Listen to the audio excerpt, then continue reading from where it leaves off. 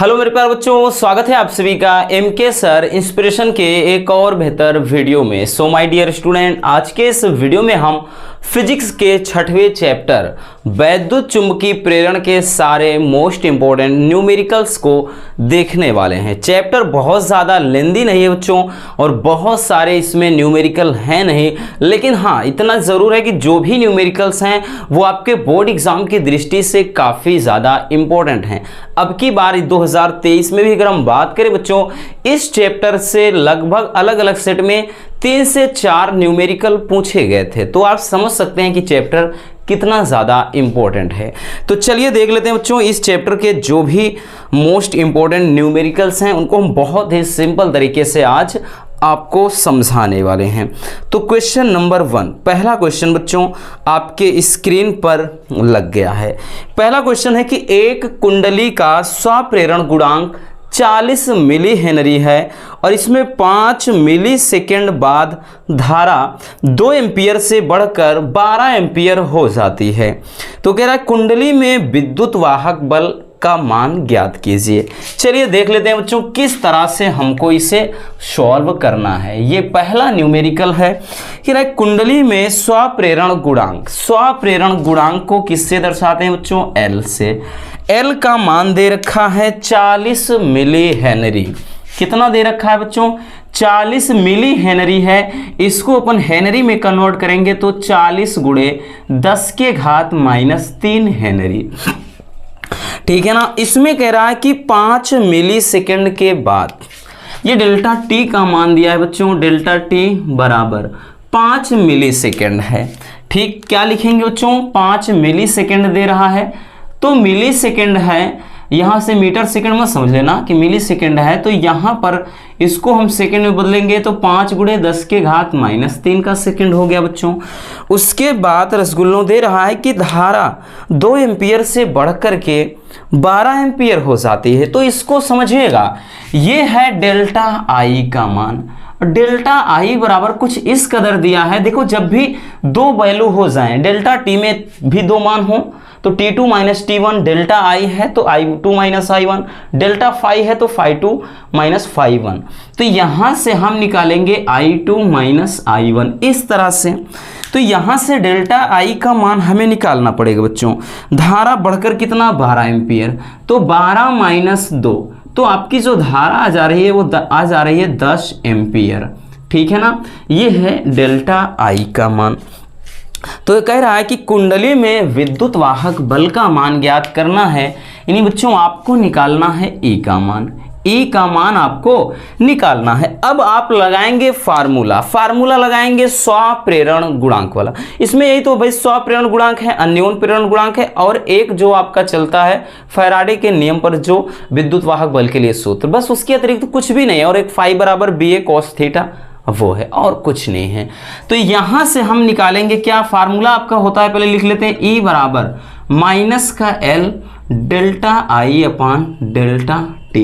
ये फार्मूला हो जाता है। ठीक है ना, इतना। अब लेकिन एक चीज ध्यान देना बच्चों, अगर इसको अगर दूसरी तरीके से मतलब दिखाई पड़ जाए या करके इस फार्मूले को हम लिख देते हैं, कंफ्यूज मत होना बच्चों। E बराबर इसको हम लिख सकते हैं -L DI अपान DT। इसमें आप बिल्कुल भी मत घबराना रसगुल्लो, ये सेम फार्मूला है, ये वही फार्मूला है। डेल्टा लिखिए या फिर D लिखिए, DI अपान DT। कंफ्यूज मत होना, फिर से बोल देते हैं। तो चलिए इसमें देख लेते हैं इस तरह से, यानी इस फार्मूले पर हम लगाएंगे तो हो जाएगा, मतलब ये DT लिख सकते हैं, इसको DI लिख सकते हैं, वही चीज़ है। तो E बराबर हो जाएगा माइनस का L कितना है बच्चों? 40 गुणे 10 के घात का -3। उसके बाद DI या फिर डेल्टा आई का वैल्यू कितना है? वो रहा 10 एम्पियर। ठीक है ना। और उसके बाद हम नीचे लिखेंगे क्या? नीचे क्या दे रखा है? डेल्टा टी, और डेल्टा टी है 5 गुणे 10 के घात -3 सेकेंड। तो 5 8 ये 40 हो गया बच्चों। तो E का मान कितना आ गया? E का मान ध्यान से समझिएगा, तो यहां से हो गया ये 8, अब 10 के घात -3 ये कट गया भाई, 8 गुणे यहाँ से 10 बच गया है, यानी ये E का जो मान आ गया वो आ गया, माइनस आगे है तो माइनस भी लगेगा, तो हो जाएगा बच्चों माइनस का 80 वोल्ट। विद्युत वाहक बल को किस में लिखते हैं, इसका मात्रक हो जाता है वोल्ट, ठीक है ना। और यही रसगुल्लों हमारा राइट आंसर हो जाएगा। ठीक, बात समझ में आई। चलिए इसको स्क्रीनशॉट कर लीजिए बच्चों, उसके बाद हम देखते हैं नेक्स्ट न्यूमेरिकल को।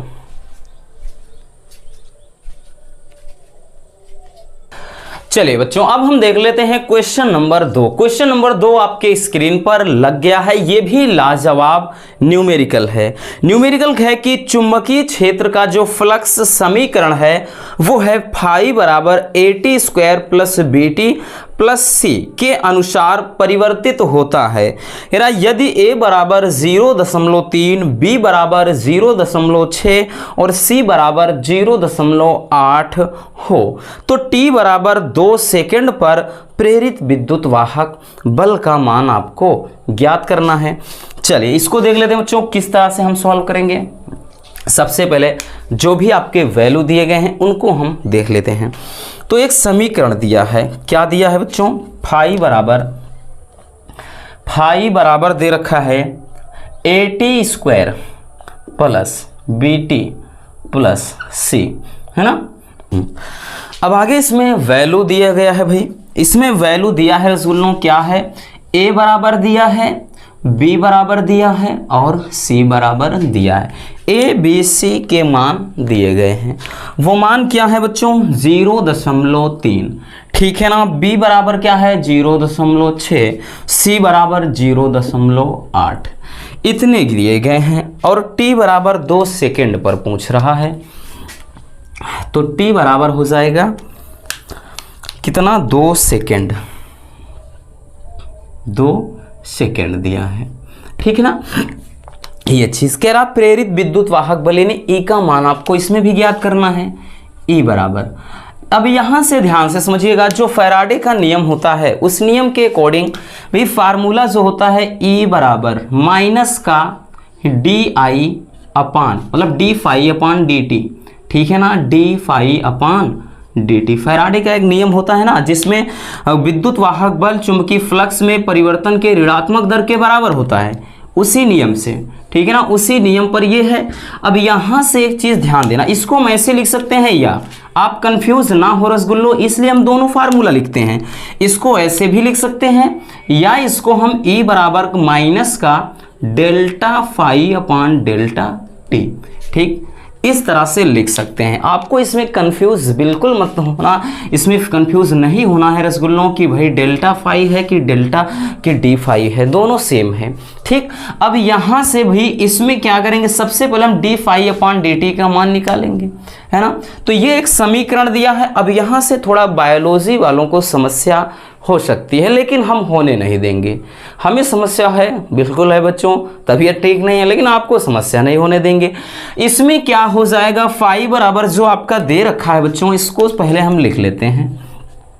फाई बराबर AT² प्लस BT और प्लस C है, तो हम D फाई अपान DT, तो इसका हम क्या करेंगे पता है बच्चों, अवकलन करेंगे, ठीक है ना। ये एक समीकरण बन रहा है, तो हम इसका T के सापेक्ष अवकलन करेंगे, तो यहाँ से D फाई अपान DT हो जाएगा बराबर, यहाँ से हो जाएगा, एकदम तोड़ कर लिखते हैं बच्चों, D अपान DT, परेशान मत रहिए, AT², ठीक है।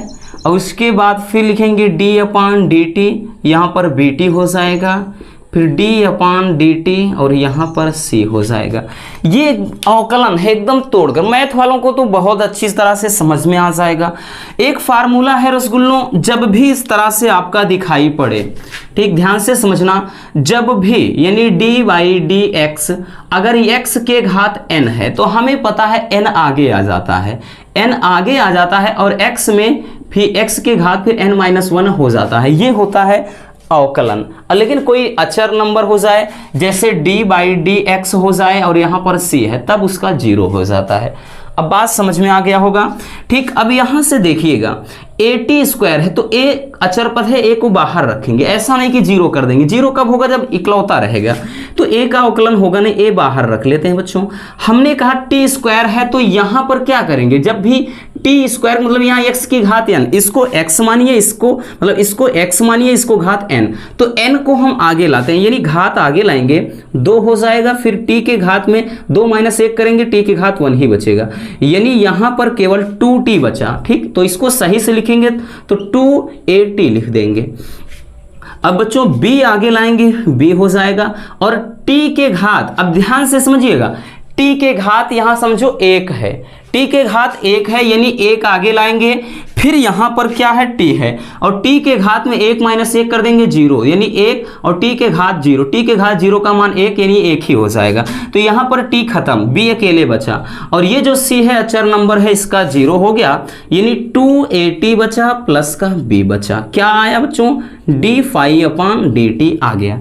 अब हम क्या करेंगे, सवाल में एक चीज देखिएगा, एक चीज बोल रहा है बच्चों कि यहां पे t बराबर क्या दिया है, t बराबर 2 सेकंड दे रखा है, ठीक है ना, t बराबर 2 सेकंड है और ab के मान तो पता ही हैं, तो हम क्या करेंगे d∅/dt बराबर जब निकालेंगे बच्चों तो लिखेंगे 2, a का मान 0.3, उसके बाद t का मान बच्चों 2 हो जाएगा, और प्लस का हो जाएगा b का मान है कितना 0.6, तो भाई 2 दूनी 4 तिहाई 12 यानी 1.2 में 0.6 जोड़ेंगे 1.8 बचेगा, तो d∅/dt, लेकिन हमें निकालना है e। अब e बराबर हमने क्या बताया, माइनस का d∅/dt, तो e बराबर बच्चों माइनस और d∅/dt, ये मान हमने अभी निकाला है कितना 1.8 वोल्ट। यही क्या हो जाएगा बच्चों, यही हमारा राइट आंसर हो जाएगा। और ये वाला जो क्वेश्चन का तरीका है बच्चों, यानी इस टाइप का जो क्वेश्चन है बहुत बार पूछा गया है, जो आपके समीकरण के तरीके से पूछा जाता है। कुछ नहीं करना बच्चों, सबसे पहले क्या करना, जो भी समीकरण है उसका अवकलन कर दीजिए, और उसके बाद जो ए बी सी के मान है या फिर टी का जो वैल्यू दिया रहेगा उसी पर क्या करना, हमें वैल्यू पुट कर देना है। बायोलॉजी वालों को थोड़ा दिक्कत हो सकती है, लेकिन बच्चों एक बार 2 बार समझने से चीज़ें आसान हो जाएंगी। चलिए इसको स्क्रीनशॉट कर लेना रसगुल्लों, उसके बाद हम देखते हैं नेक्स्ट न्यूमेरिकल।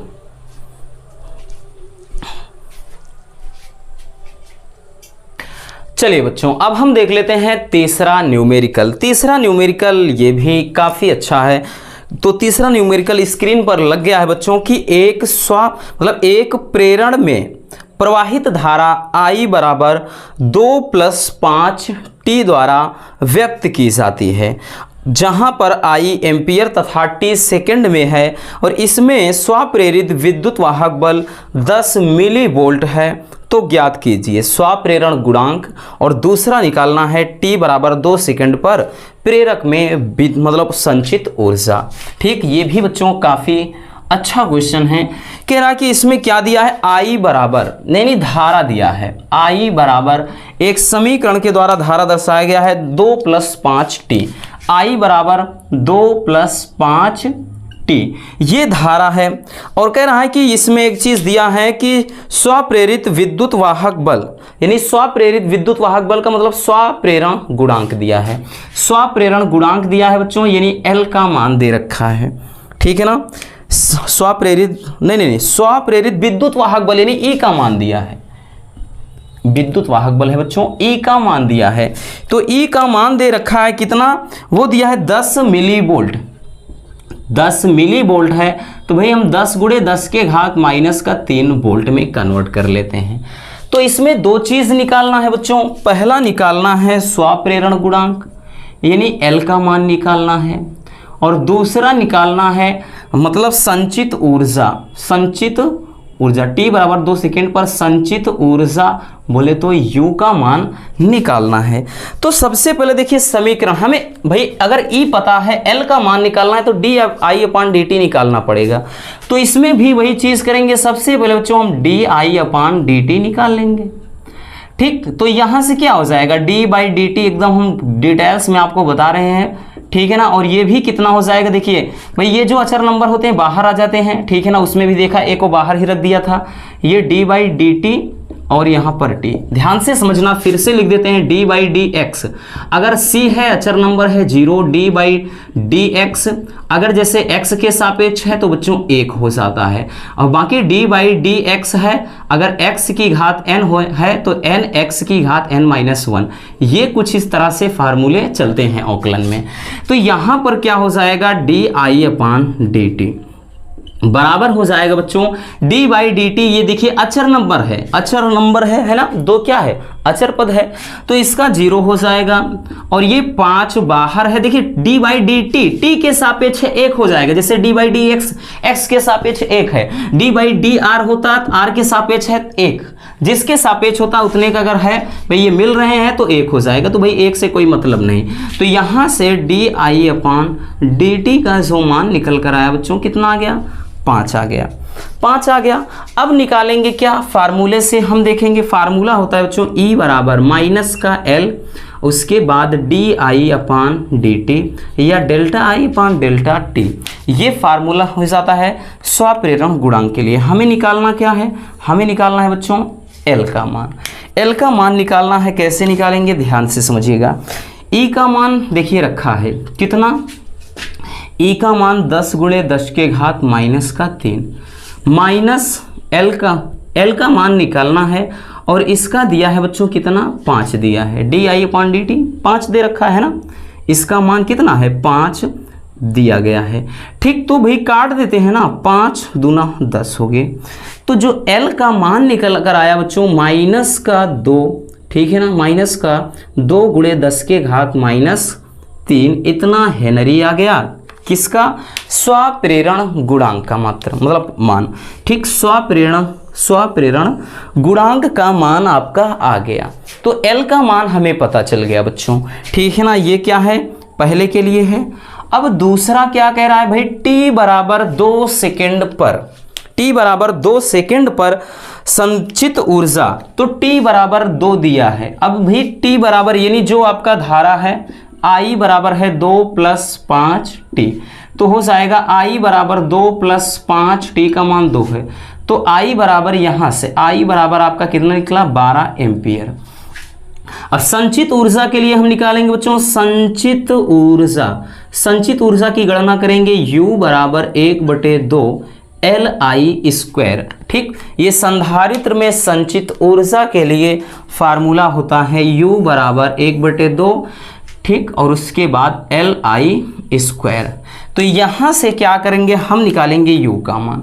U बराबर बच्चों 1/2, L का मान कितना है, L का मान हमने निकाल लिया है, ठीक है ना, माइनस का कितना 2 × 10⁻³ हो जाएगा -3, और उसके बाद ध्यान से समझना बच्चों, अब यहाँ से I का मान 12 है भाई, 12 का स्क्वायर कर देते हैं, 2 से 2 कट गए, U बराबर -12 बढ़ाइए 144 × 10⁻³ जूल। यही क्या हो जाएगा बच्चों, आपका राइट आंसर हो जाएगा। ये संधारित्र में संधारित कह रहे हैं कि मतलब इसमें प्रेरक में संचित ऊर्जा के लिए ये क्या है, मतलब मान हो जाएगा। ठीक, 144 × 10⁻³ हो जाएगा। बात समझ में आया?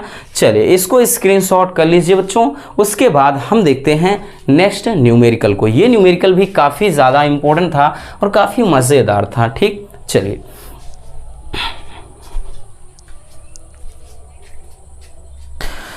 चलिए बच्चों अब हम देख लेते हैं क्वेश्चन नंबर 4। चौथा जो न्यूमेरिकल है ये तो बहुत ही लाजवाब है, थोड़ा ये लेंदी है बच्चों, लेकिन बहुत ही सिंपल तरीके से आपको आज हम बताएंगे।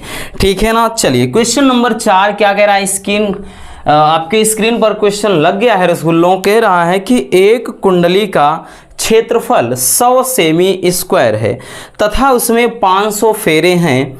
यदि कुंडली के तल के लंबवत चुंबकीय क्षेत्र 0.1 सेकेंड में 0.2 वेबर प्रति मीटर स्क्वायर से घटकर 0 हो जाए तो कह रहा है कुंडली में प्रेरित विद्युत वाहक बल का औसत मान ज्ञात कीजिए।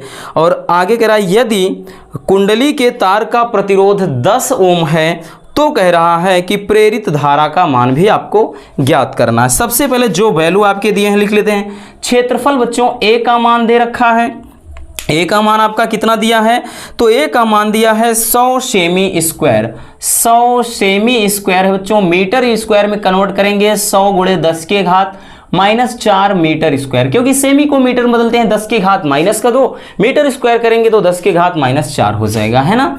चलिए नेक्स्ट दिया है बच्चों, उसमें 500 फेरे हैं। ठीक, जो n का मान है वो कितना है, 500 फेरे हैं।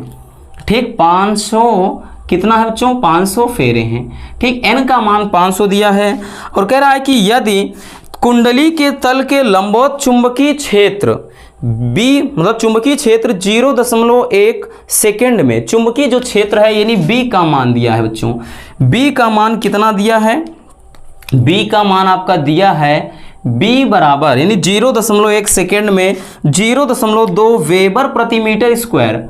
0.2 ये कितना हो जा रहा है, इतना वेबर प्रति मीटर स्क्वायर हो जा रहा है। एक मिनट बच्चों, थोड़ा पानी पी लेते हैं।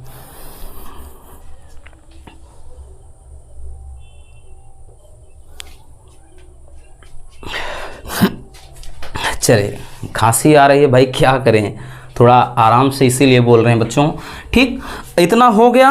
अब देखिए बच्चों आगे क्या दिया है, आगे दिया है कि नहीं 0.2 मतलब 0.1 सेकेंड में, तो डेल्टा टी का मान भी बच्चों दे रखा है। डेल्टा टी बराबर कितना दिया है, 0.1 सेकेंड, 0.1 सेकेंड दे रखा है ना। अब कह रहा है कि भाई क्या है, कुंडली में प्रेरित विद्युत वाहक बल निकालना, E का मान ज्ञात करना है।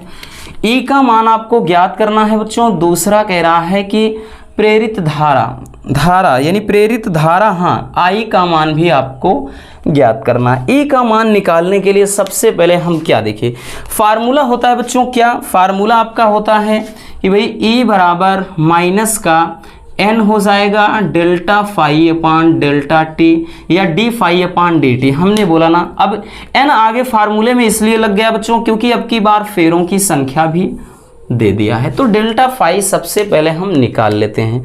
अब देखिएगा बच्चों, सबसे पहले हम निकालेंगे क्या, फाई वन बराबर बी ए कॉस थीटा, यानी फाई बराबर बी ए कॉस थीटा होता है। तो फाई वन बराबर बी ए कॉस थीटा रखेंगे, तो फाई वन बराबर भाई बी ए रखते हैं और कॉस थीटा तो कॉस 90 डिग्री। सवाल में ज़रा गौर फरमाइएगा बच्चों, क्या है कि लंबवत यानी कुंडली जो है वो मतलब चुंबकीय क्षेत्र के तल के लंबवत है, तो यहाँ पर कॉस 90 अंश हो जाएगा। तो फाई वन बराबर कितना, बिना सोचे समझे भाई कॉस 90 अंश का मान कितना होता है, 0 होता है, 0 हो गया। और जो दूसरा है यानी चुंबकीय फ्लक्स है फाई 2, वो तो 0 शून्य हो रहा है भाई, आगे सवाल में दिया है। तो यहां से आपको अगर हम देखेंगे बच्चों, यानी डेल्टा फाई बराबर हम करेंगे तो फाई 2 माइनस हम फाई 1 लिखेंगे, बिल्कुल लिखेंगे बच्चों। यहां से अब फाई 2 माइनस फाई 1, फाई 2 देखिए फाई 2 और फाई 1 भाई दोनों 0 है, 0 माइनस 0 करने का कोई मतलब नहीं है, यानी डायरेक्टली हम 0 रख सकते हैं।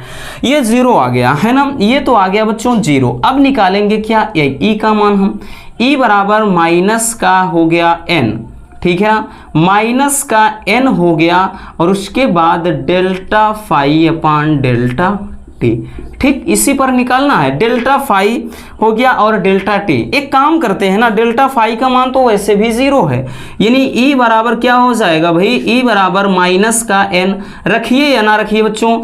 अब यहाँ क्योंकि डेल्टा फाई ये तो आपका पूरा 0 हो गया और ये 0.1 है, कोई मतलब नहीं, ई का मान क्या आ गया, 0 आ गया।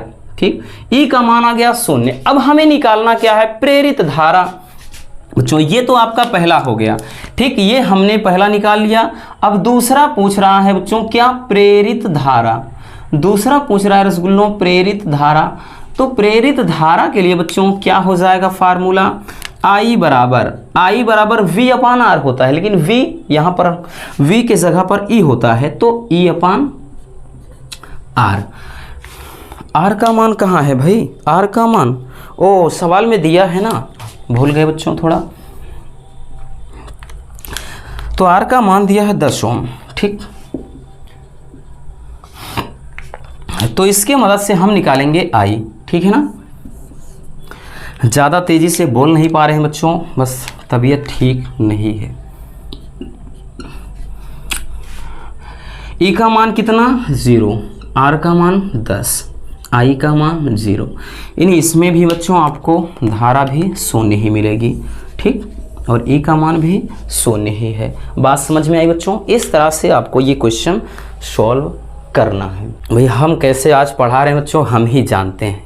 खड़े होने की भी हालत में नहीं हैं और ज़रा सा भी थोड़ा तेज़ी से बोलते हैं तो खांसी आने लगती है। तो चलिए बच्चों इसको स्क्रीनशॉट कर लीजिए, उसके बाद हम देख लेते हैं नेक्स्ट न्यूमेरिकल को। चलिए अब हम देख लेते हैं बच्चों क्वेश्चन नंबर 5, पांचवा न्यूमेरिकल 2023 में पूछा गया था, ठीक है ना। चलिए देख लेते हैं। इस टाइप के क्वेश्चन देखना ज़रूरी है, ये ज़रूरी नहीं भाई किस में आया था, कब आया था, ये बात की बात है। 2023 में पूछा गया था, लेकिन ये तरीका क्या है बच्चों, इस तरीके के बहुत सारे क्वेश्चन और भी बन सकते हैं, ज़रूरी नहीं कि एक बार आ गया तो नहीं आएगा। कह रहा है कि 1 × 10⁻⁹ कूलाम से आवेशित कण चुंबकीय क्षेत्र B बराबर कह रहा है कि 4i cap plus 3j cap tesla में V बराबर -75i cap plus 100j cap metre प्रति सेकंड से प्रवेश करता है, तो कण पर लगने वाले चुंबकीय बल का मान ज्ञात करना है। तो बच्चों सबसे पहले हम वैल्यू लिख लेते हैं। Q का मान दिया है रसगुल्लों, तो क्यों का जो मान दे रखा है बच्चों वो 1 × 10⁻⁹ कूलम। आगे कह रहा है कि जो चुंबकीय क्षेत्र है यानी B का मान दिया है बच्चों, और उसके बाद एक V का मान भी दे रखा है ना, दोनों लिख लेते हैं। B का मान दिया है आपका 4i cap plus 3j cap, इतना टेस्ला दिया है। और उसके बाद V का मान है -75i कैप, उसके बाद प्लस 100j कैप, इतना ये मीटर प्रति सेकंड में है बच्चों। तो कह रहा है कि चुंबकीय बल की गणना करना है, यानी F का मान आपको ज्ञात करना है। अब यहाँ पर वेक्टर फॉर्म में दिया यानी सदिश रूप में दिया है, तो सबसे यानी फार्मूला आप कौन सा लगाएंगे बच्चों, फार्मूला हमारा हो जाएगा F बराबर, देखो Q VB होता है, तो यहाँ से हो जाएगा Q फिर V और उसके बाद ये B, ठीक। ये आपका वेक्टर फॉर्म में है और वेक्टर फॉर्म में है, इसी को क्या करेंगे हम अप्लाई करेंगे, ठीक। अप्लाई करेंगे यानी सबसे पहले हम V क्रॉस B का मान निकाल लेते हैं। सदिश गुणन आपने पढ़ा होगा मैथ वालों ने, ठीक है ना, या फिर भाई जरूरी नहीं कि मैथ में, क्योंकि ये बच्चों थोड़ा वेक्टर की झलक आपने 11th में भी देखा था। 11th में फिजिक्स में ये वेक्टर आपके मतलब वेक्टर का जो जोड़ घटाना गुणा भाग ये आपने सब देखा था। तो सबसे पहले बच्चों हम निकाल लेते हैं V क्रॉस B, ठीक है ना, vector V cross vector B ये निकाल लेते हैं। इसके लिए आपको पता है किस तरह से हम निकालेंगे, ये सारणी के तरीके से। यहाँ लिखते हैं I cap J cap K cap, don't worry अगर किसी ने नहीं देखा है तब भी सीख जाएंगे। अब V वाला पहले वैल्यू रख लीजिए, V वाला वैल्यू है -75 बच्चों, और उसके बाद J वाला है 100, और उसके बाद फिर B वाला क्या है I मतलब 4 है, ठीक। और उसके बाद J वाला वैल्यू कितना है 3। अब यहाँ पर K वाला नहीं दिया तो इसको अपन 0 लिखेंगे। अब इसका वैल्यू हम कैसे निकालेंगे, इसमें कैसे चलता है बच्चों, पंक्ति स्तंभ चलता है। ये जितने हैं पंक्तियां हैं 36 पंक्तियां, और ये क्या है ऊर्ध्वाधर स्तंभ हैं। तो इसमें क्या करेंगे, सबसे पहले यानी गुणा करते हैं। अब इसको जैसे यहाँ पर अगर हम क्रॉस करेंगे यानी इतना, इसको ऐसे करेंगे बच्चों, तो कॉर्नर पर क्या आएगा I कैप, और इसमें प्लस माइनस प्लस चलता है। I कैप रखेंगे तो यहाँ से जब इसको इतना काटेंगे तो बच्चों ध्यान से समझिएगा, इतना मतलब ये जो आपका इस पोर्शन में इसको, तो यहाँ पर हम क्रॉस गुणा कर देते हैं, ये इसके साथ जाएगा 0, इसके साथ जाएगा 0 हो जाएगा, इससे कोई मतलब नहीं। अब माइनस J कैप की बारी होती है बच्चों। अब J कैप की बारी है तो अब पहली पंक्ति तो पहली ही रहेगी, स्तंभ दूसरा हो जाएगा। अब जब पहली पंक्ति दूसरा स्तंभ, पहली पंक्ति और ये वाला बच्चों दूसरा स्तंभ हो जाएगा, यानी इसको अब नहीं देखना है ये वाला। अब बचा क्या, ये बचा और ये, इसमें भी वही चीज गुणा होगा, यानी माइनस का देखो 75 में 0 गुणा कराएंगे, ये भी 0, और माइनस वही फार्मूले में लगता है यहाँ पर ये 0, ठीक, ये चीज़ हो गया। अब प्लस, देखिए हमने क्या बताया भाई, प्लस माइनस फिर प्लस चलेगा के कैप। अब के कैप में आएगा पंक्ति पहली और तीसरा स्तंभ आ गया। अब ये वाले इधर के 1 2 3 4 बच गए। अब इसमें क्या है भाई, इसका तिर्यक गुणा कराएंगे। माइनस का कितना भाई, 3 5 15 हो गया, 3 7 21, 21 5 कितना हो गया, हाँ 1 मिनट, 3 5 15 की 5 हो गया बच्चों ना। उसके बाद एक बचा, 3 7 21, एक हो गया 22, 225 हो गया, 225 हो गया। अब माइनस लगाएंगे बच्चों फार्मूले वाला, ये इसका गुणा हो जाएगा 400, 400। यहां से ये क्या आ गया, ये वाला 0, ये वाला 0, केवल और केवल बचा बच्चों माइनस का। देखिए 400 में 225 जोड़ेंगे, माइनस ये हो जाएगा 4 2 625 के कैप, ये माइनस में हो जाएगा। ये आया आपका v क्रॉस b।